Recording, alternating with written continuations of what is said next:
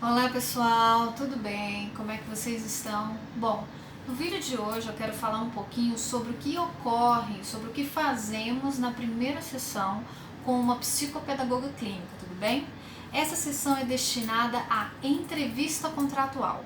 Então, o paciente ou o responsável traz a demanda, a queixa, informa se foi uma observação feita em casa, se foi uma indicação da escola, ou se for um adulto, pessoa mais velha, identificou alguma defasagem, alguma dificuldade, tá? E quer fazer a avaliação para realmente descobrir, desvendar se há realmente algum desnivelamento aí, né, do nível cognitivo ou de aprendizagem esperado para determinada faixa etária, tudo bem?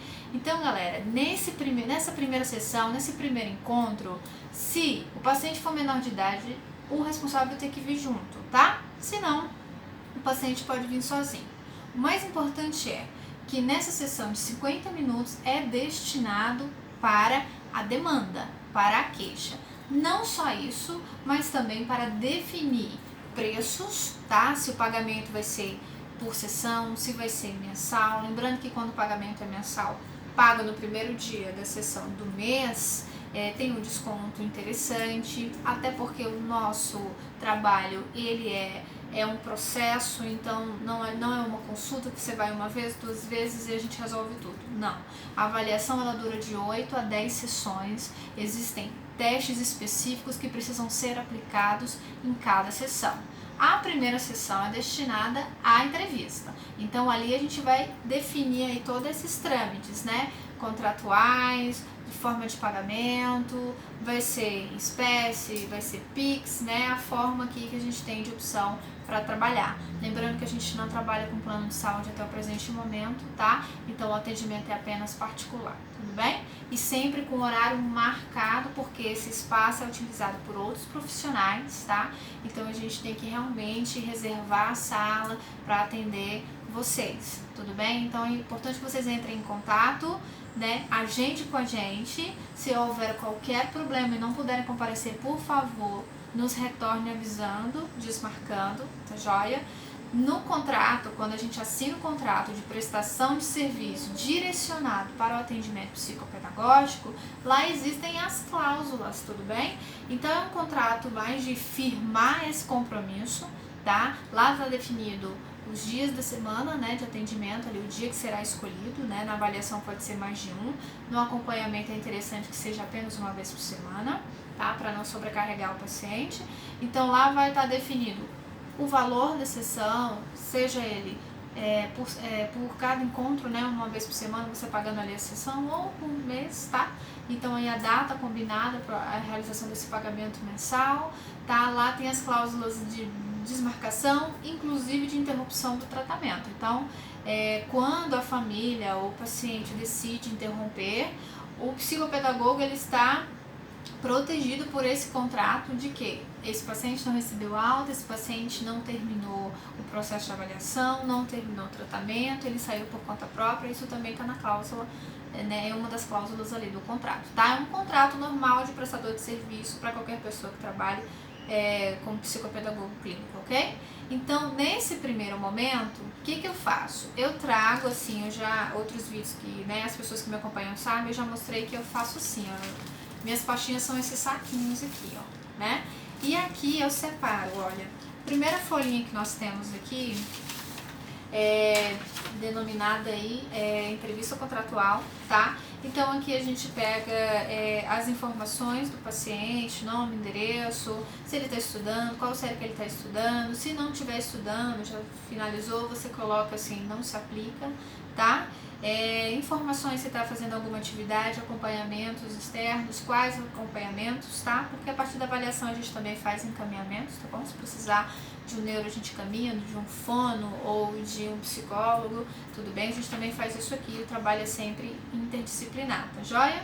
E aqui, ó, nesse espaçozinho, nesse campozinho escrito queixa, a gente anota ali a demanda, né? Da família, do paciente. Porque ao longo da avaliação a gente pode identificar outras coisas, ou não identificar nada e perceber que está coerente. Às vezes a família procura avaliação apenas para saber o nível cognitivo, tá? Às vezes com a intenção até de avançar. A gente tem que tomar muito cuidado com essa questão de avançar o aluno na escola, né? Mas a gente também realiza esse tipo de avaliação e no final, esse tipo de avaliação é necessário que se tenha um relatório, tá, gente? Desculpa que no outro vídeo eu falei laudo, relatório, tá? Um relatório informando ali os testes que foram aplicados, o que foi identificado, e aí a escola define se vai ou não avançar esse aluno, tudo bem? E às vezes até para saber se realmente lá atrás se tinha alguma dificuldade no tempo da escola, que passou despercebido porque não era algo que a gente realmente buscava investigar, né, antigamente, tá? Então às vezes você só quer saber se tá tudo certo, se tá tudo ok, você pode fazer apenas a avaliação. E se houver ali identificado atraso, algum tipo de dificuldade, a gente vai para a segunda etapa, que é a intervenção.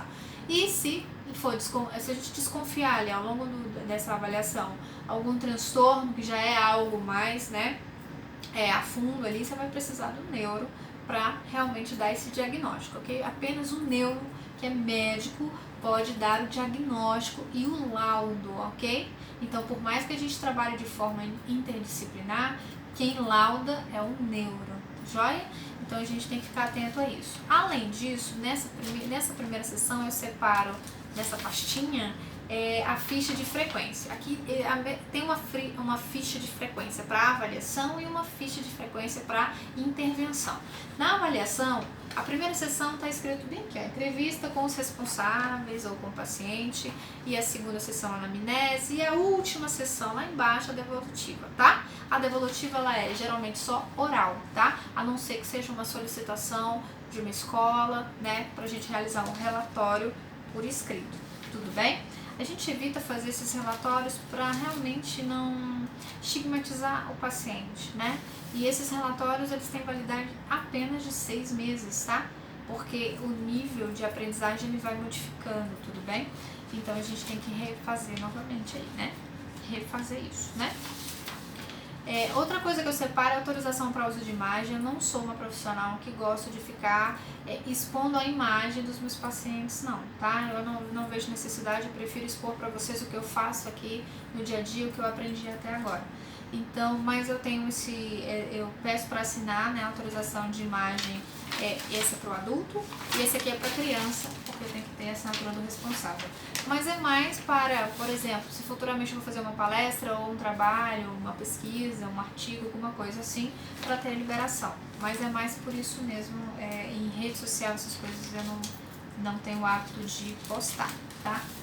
Prefiro postar o meu conhecimento mesmo, tudo bem? E por fim, o nosso contrato de prestação de serviço, que é um contrato padrão. Quem precisar, eu sempre disponibilizo, quem me pede, tá? Eu disponibilizo o meu arquivo, mas é padrão, tá? Não tem nada demais, é só as informações básicas, nome, endereço, o dia da semana que foi escolhido, tá? Aqui tá muito claro que é em média de 8 a 10 sessões, tá?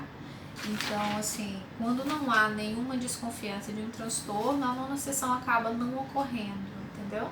Então, assim, não há nenhuma dificuldade, assim, na oitava e nona sessão que não é apresentada, é o momento dos testes cognitivos, mas se você não vê nada, não há necessidade de ter, de repente, uma oitava e nona sessão, se for apenas saber o nível, né, cognitivo do paciente, né? Lembrando que quando o paciente já é laudado, ele, né, já tem um diagnóstico, essas sessões elas se reduzem, porque o objetivo aí, a gente não vai pular anamnese, a gente não vai pular devolutiva nem entrevista contratual, então elas vão ocorrer, então terá sim sessões de avaliação. E o mais importante é saber como esse paciente aprende e como que a gente vai traçar o plano de ação para a intervenção. Então a avaliação tem que ocorrer, tem algumas etapas ali que a gente não vai pular de jeito nenhum, a gente não vai pular, né, essas etapas, mas assim, é importante a gente levar isso em consideração, tá? Que a gente não pode deixar de fazer a avaliação